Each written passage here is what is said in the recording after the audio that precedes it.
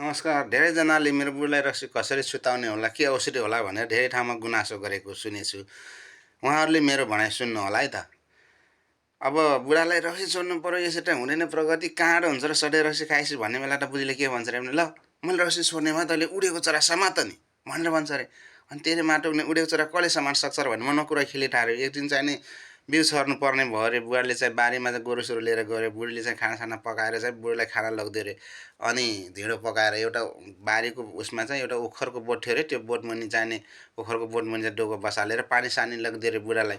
भैरालाई पानी लगिदिएर माथि ओखरको बोटमा काग बसिरहेको छ र आएर त्यो ढिँडोको ढकन खुल्ला रहेछ र आएर क्वाप्पै खान्छ भनेको खच्च यति ताको डुबेर त आँखा केही देखेन, चिम्म गरेर बसिरहेको छ। त्यही बेला दौडेन आएर बुढाले त्यो कागलाई च्याप्पै समाएर च्याप्पै समाइसकेपछि, ल देखिस् मैले त त्यो समारेको आइँदा तैँले पनि छोड्नु पऱ्यो नि त भनेर त्यसरी कायम बनाएर बुढाले पनि छोड्यो अरे। फेरि प्रगति भएको थियो र राम्रो भएको थियो र यसरी गर्नु होला है त।